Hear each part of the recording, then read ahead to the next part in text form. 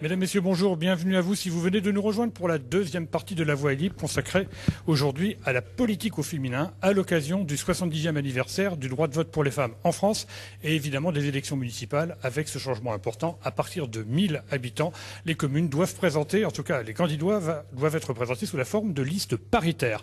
Nous sommes toujours en direct depuis le Théâtre des Arts de Rouen, région Haute-Normandie, que je remercie encore pour son accueil, en compagnie de ma consoeur Delphine Garneau. Bonjour. Dans le cadre du partenariat avec France Bleu, on a beaucoup de plaisir à présenter cette émission ensemble.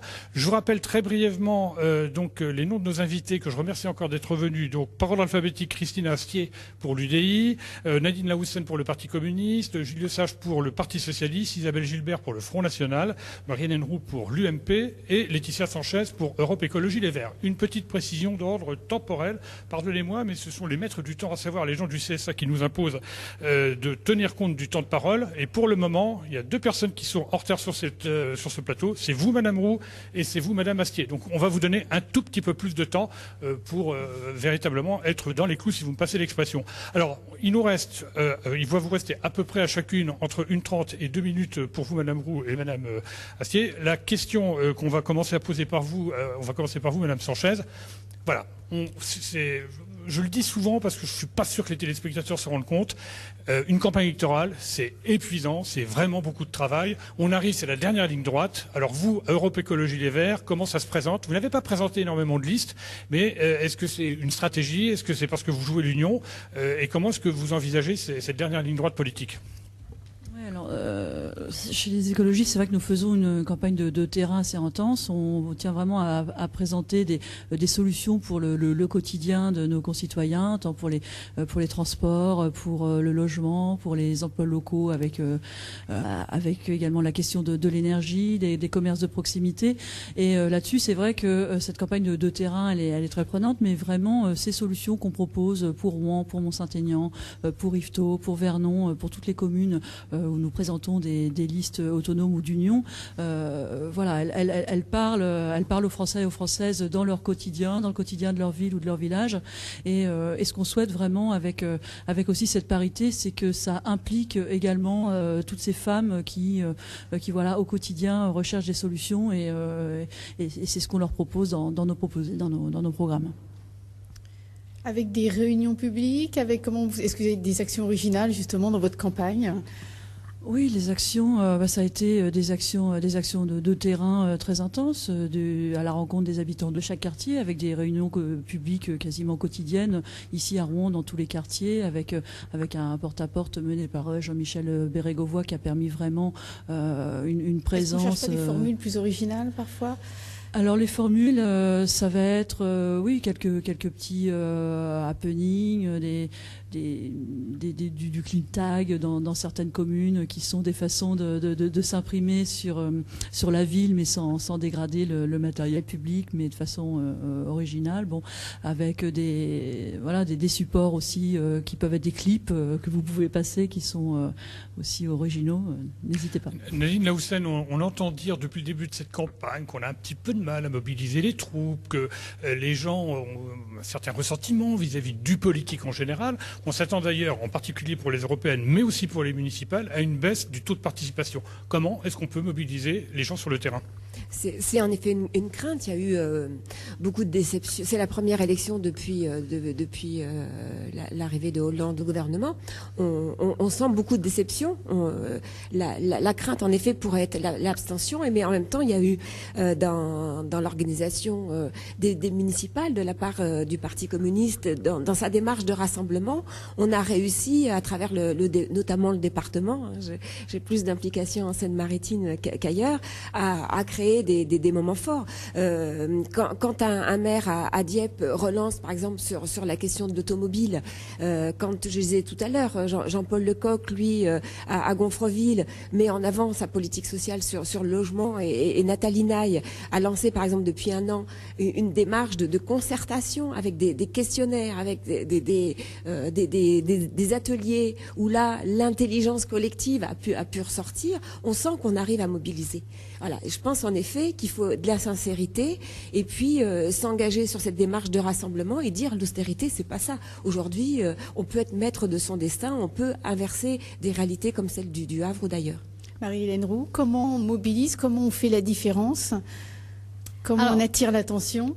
On a coutume de dire, pour compléter ce que dit ma collègue Delphine, c'est vrai qu'on a coutume de dire que les élections municipales, avec l'élection présidentielle, ce sont les élections qui sont les plus proches des gens et parfois un peu moins politisées. Je parle des municipales dans le sens où finalement on vote plus pour un projet, pour des gens qu'on connaît, etc. Est-ce que c'est vrai ce que vous le constatez sur le terrain ? Alors, juste en préambule, vous dire que, puisqu'on est sur un débat parité, nous, on l'a fait, la parité, on ne se contente pas que d'en parler, puisque Jean-François Bure m'a fait confiance et m'a choisi comme directrice de campagne, et c'est le seul candidat à Rouen qui est nommé une femme directrice de campagne. Vous vous rendez compte du poids des symboles? Tout à l'heure, on dit les femmes, les hommes, c'est pareil, oui, mais vous-même... Mais c'est important de le dire, c'est important de le dire. Et donc, justement, cette campagne qu'il m'a demandé de conduire, nous la faisons avec la plus grande joie, la plus grande dynamique, et tout autour de nous dans l'équipe, tout le monde s'est retroussé les manches, que ce soit le 2e jusqu'au 55e, tout le monde fait une campagne dynamique et allant vers l'habitant, puisque nous avons voulu cette campagne, une campagne exclusivement de proximité, aucun soutien national. Nous allons au contact des Rouennais, du porte-à-porte, dans les cafés, sur les marchés, sur les différentes places rouennaises. Et voilà, donc cette notion de proximité est notre leitmotiv. Est-ce que vous utilisez les réseaux sociaux? On en parle beaucoup. Est-ce que ça, c'est utilisé par l'UMP? Oui, bien sûr, c'est un incontournable. Et nous avons, au sein de notre liste, nommé quelqu'un qui a cette responsabilité de webmaster et qui s'occupe de toute notre e-campagne. Christine Astier, une question aussi. Là, tout à l'heure, Madame Roux dit finalement, on n'a pas de soutien national. Sous-entendu, est-ce qu'on en a vraiment besoin? C'est une question. Et là, en l'occurrence, est-ce que c'est pas lié au fait que le politique, on le disait tout à l'heure, parfois les gens s'en éloignent un petit peu parce qu'ils sont un peu déçus globalement? Moi, je voulais pas te parler des déceptions. Je voulais parler plutôt d'empathie que les Rouennais pouvaient avoir pour des gens qui viennent les écouter. Et comme ma collègue avait dit, la campagne de proximité est propre de toute formation politique, mais nous sommes allés voir les Rouennais pas pour leur proposer des projets, pas pour leur proposer des idées, mais d'abord pour les écouter, de dire qu'est-ce que eux ils attendent de nous, quelles sont leurs attentes, leurs problèmes de tous les jours. Et donc nous avons des gros cahiers, nous notons tout. Et le dimanche dernier, nous avons eu une campagne de photos, de photographier la ville pour la montrer à notre maire que rien ne va plus, qu'elle est assez abandonnée, assez sale. Donc voilà, c'est plutôt être près du citoyen, près de la personne pour proposer les solutions. En ce qui concerne l'organisation de la campagne, nous nous sommes réunis dans les commissions. Nous n'avons pas compté combien il y a de femmes et d'hommes dans les commissions. Nous sommes réunis d'après les affinités ou d'après les compétences de tout chacun. Isabelle Gilbert, cette dernière ligne droite. 30 secondes, Madame Gilbert. D'accord. Donc nous présentons 20 listes sur la Seine-Maritime, ce qui est extraordinaire, puisque aux dernières élections, nous n'en présentions qu'une. Hein.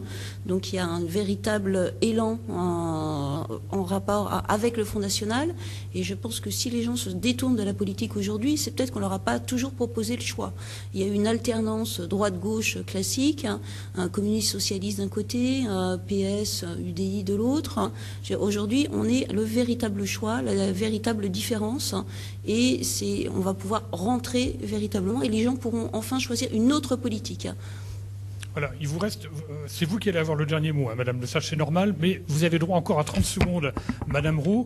S'il y a quelque chose, un message rapidement que vous voulez faire passer, pas obligatoirement en tant que femme politique, mais en tant que membre d'une liste où la parité est évidemment est d'office obligatoire. Alors, juste un dernier mot pour vous dire que le leitmotiv que je m'impose à moi-même et que j'ai essayé de faire passer au travers de cette campagne, c'est une maxime qui nous vient du bouddhisme, c'est ne te demande pas qui tu es, mais ce que tu fais pour les autres. Et voilà, notre motivation à la liste de Jean-François Bure, c'est celle-ci. Julie Le Sage, cette dernière ligne droite, pour vous, en tant que femme et en tant que candidate. Oui, les municipales, c'est vrai que c'est avant tout des préoccupations locales. Nous, au Parti socialiste, on est très présents sur le terrain, alors que ce soit de manière classique, les distributions de tracts, on va au contact des habitants, de la population, on fait exactement des réunions publiques. Et pour ma part, à Grand Couronne, nous sommes sur une liste de rassemblement de la gauche, puisque ça fait une quinzaine d'années que le Parti communiste et le Parti socialiste se sont rapprochés, mènent une campagne en commun. Et ça, c'est bien évidemment autour d'un projet municipal de cohérence avec des hommes et des femmes qui partagent une vision commune pour leur ville, pour notamment ces municipales. Donc c'est un vrai travail de terrain que nous menons, vraiment au plus proche des citoyens.